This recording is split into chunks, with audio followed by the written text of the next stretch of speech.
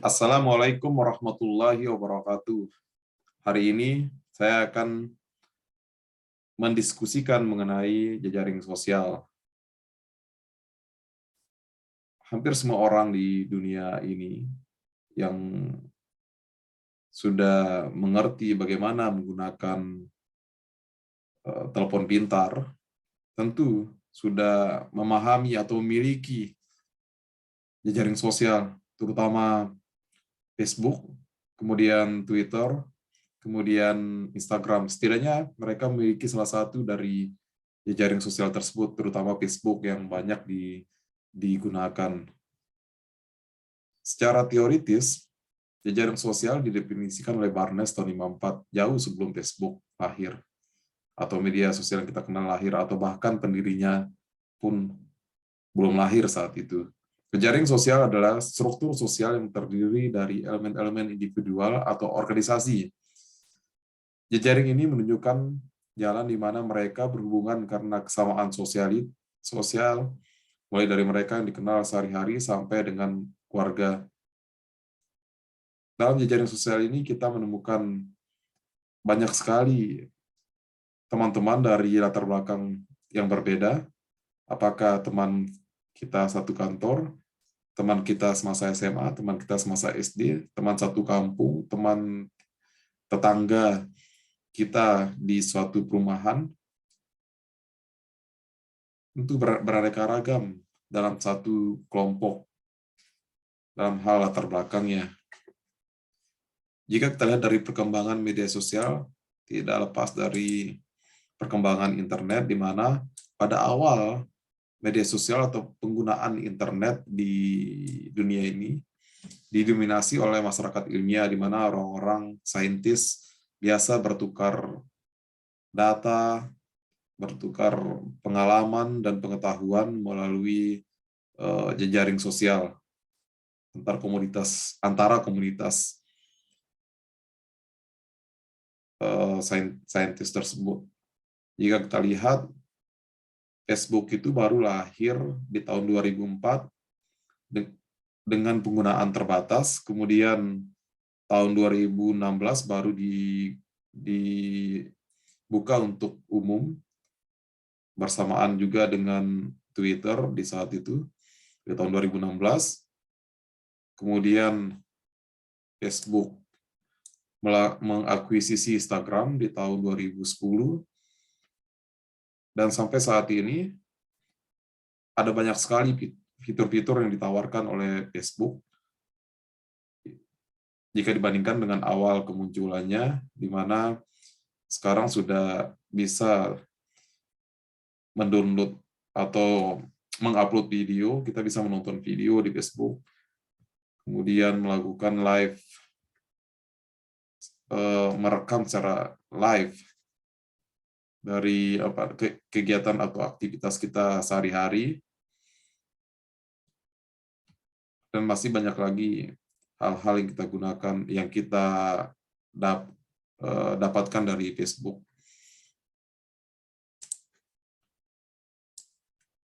Jika kita lihat atau kita baca mengenai awalnya, jejaring sosial seperti Facebook dan Twitter itu mengalami kesulitan dalam meningkatkan modal dan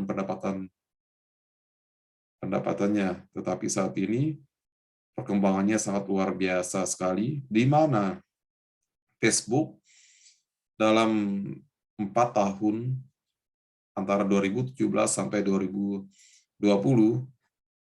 telah menghasilkan pendapatan yang sangat luar biasa.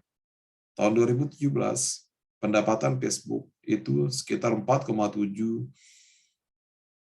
miliar dolar, yang meningkat hampir lebih dari 2 kali pada tahun 2020 yang mencapai 10 miliar dolar. Hal ini suatu lompatan yang sangat luar biasa, di mana hal ini bisa kita saksikan sehari-hari.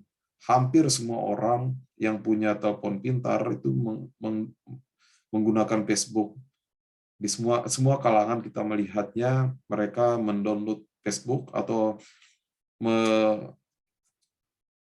menulis keseharian lewat Facebook atau merekam aktivitasnya menggunakan Facebook. Kemudian kita melihat di sini juga jejaring sosial lainnya seperti Twitter dengan pendapatan yang mencapai 563 juta dolar pada tahun 2017, kemudian meningkat menjadi 743 juta dolar pada tahun 2020. Jika kita lihat dampak media sosial pada bisnis, hampir semua perusahaan saat ini, kecil atau besar, baik perusahaan mikro sampai perusahaan multinasional menggunakan jejaring sosial, di mana mereka menggunakan jejaring sosial terutama sebagai alat pemasaran dan branding. Namun ada sisi lain dari media sosial yang berkembang saat ini yang sangat berguna untuk perusahaan, terutama terkait dengan adanya media sosial, perusahaan menjadi lebih mudah untuk pengembangan produknya karena mereka dengan mudahnya mendapatkan umpan balik dari pelanggannya. Jika kita lihat manfaat dari jaring sosial ini ada banyak sekali. Ini yang sudah beberapa diantaranya telah diringkas. Mungkin setiap orang merasakan manfaat yang berbeda-beda. Yang pertama, sebagai social publishing, kemudian kita bisa melihat review produk segala macam. Kemudian ada banyak sekali manfaatnya untuk e-commerce, untuk personal network, membangun jaringan antar personal sebagai tempat forum diskusi, di mana media sosial ini menjadi suatu wadah bagi kelompok-kelompok tertentu yang memiliki kegemaran tertentu, profesi tertentu, misalnya ada ResearchGate, di mana media sosial tersebut berisikan kelompok dosen atau peneliti yang mendiskusikan berbagai hal, mulai dari data, pengolahan data, sampai teknologi-teknologi terbaru didiskusikan di media sosial tersebut. Jika kita lihat data media sosial saat ini, kita melihat bahwa pengguna media sosial itu meningkat cukup signifikan dalam 10 tahun, antara tahun 2012 sampai 2022, di mana pengguna media sosial di tahun 2012 itu 1,4 miliar orang, meningkat lebih sekitar 3 kali lipat menjadi 4,6 miliar orang pada tahun 2022. Jika kita lihat peningkatan dari tahun ke tahun, tercatat peningkatannya 2 digit persen. Jika kita lihat di antara tahun 2012 ke 2013 itu 16%, kemudian 2013 7,9% peningkatannya. Yang cukup signifikan di sini kita melihat di tahun 2016-2017 peningkatannya itu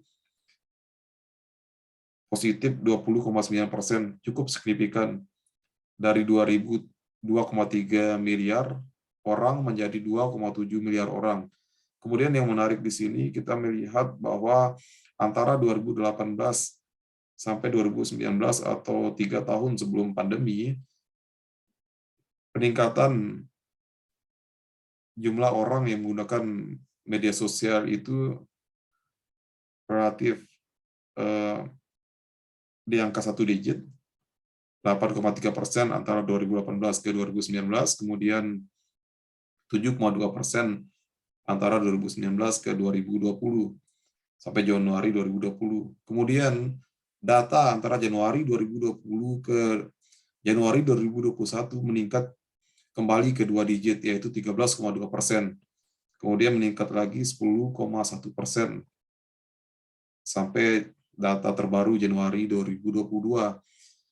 Hal ini tentu penggunaan media sosial ini tidak terlepas dari pandemi, kemudian tidak terlepas dari harga perangkat kerasnya, yaitu telepon pintar. Kemudian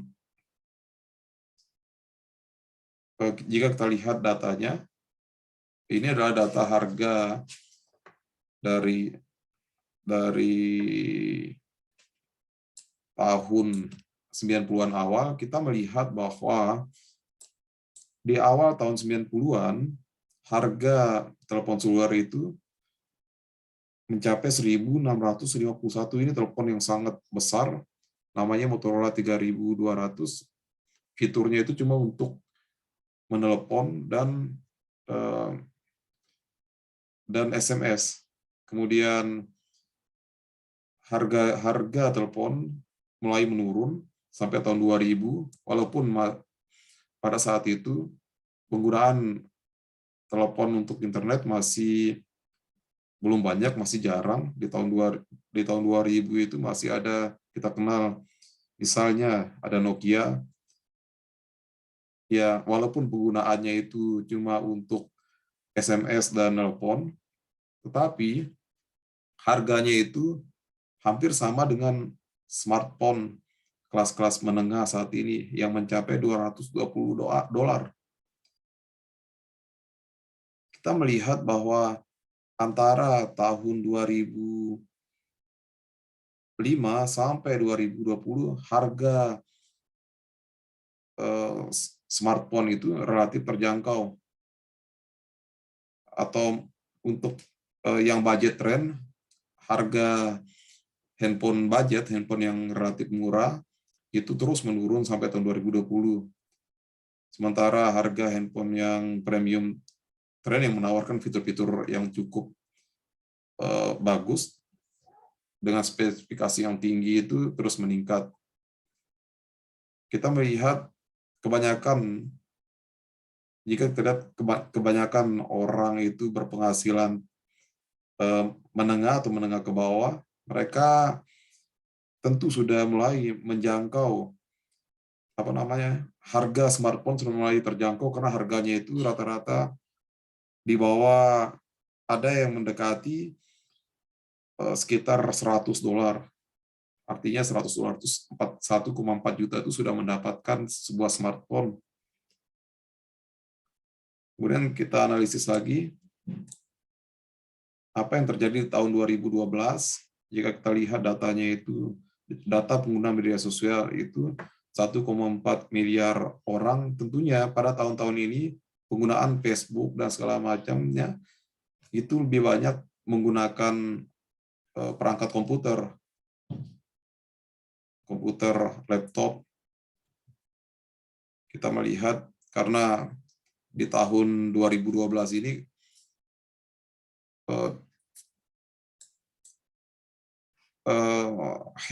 telepon pintar itu didominasi oleh telepon-telepon yang relatif masih mahal karena dikeluarkan oleh Apple, kemudian Samsung, ada BlackBerry di sana.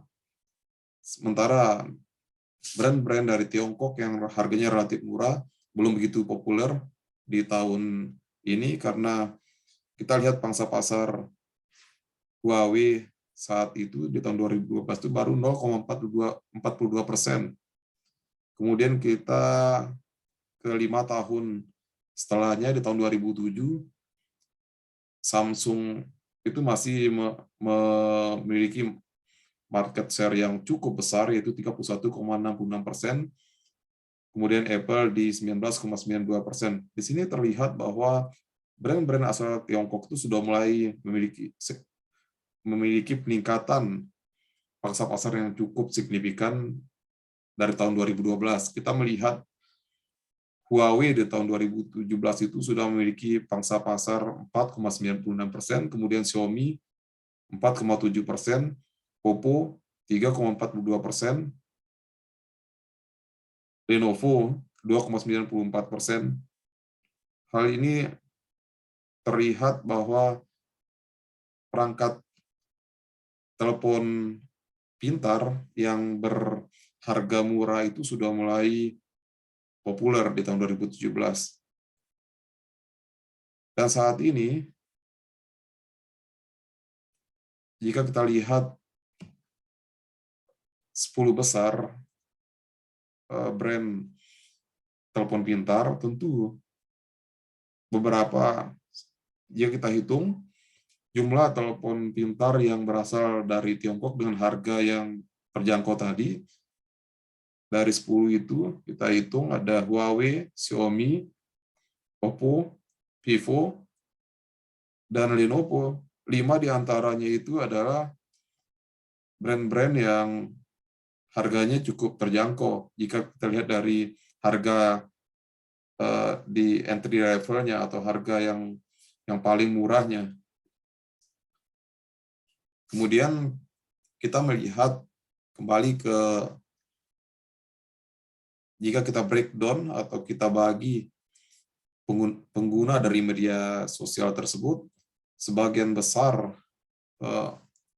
pengguna media sosial ini adalah pengguna Facebook yang mencapai 2,7 miliar orang, kemudian YouTube 2,2 miliar orang, kemudian ada WhatsApp 2 miliar orang, ada FB Messenger itu 1,3 miliar, dan Instagram 1,2 miliar.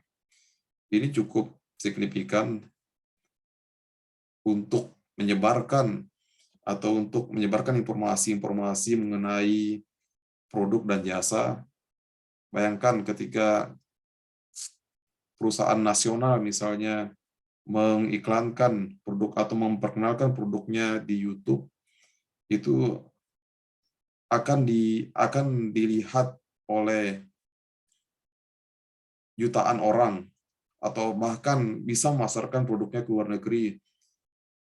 Potensi viewernya itu, potensinya jika ditonton oleh semua pengguna YouTube adalah 2,2 miliar orang. Bayangkan ketika perusahaan itu mengiklankan di TV, tentu sangat terbatas.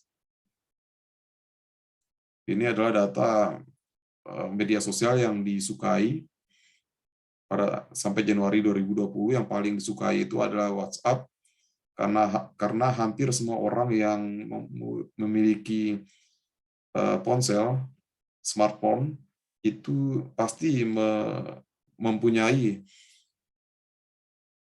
aplikasi WhatsApp, kemudian Instagram juga cukup populer, dan Facebook. Demikian beberapa fakta dan data mengenai jejaring sosial. Demikian, wassalamualaikum warahmatullahi wabarakatuh.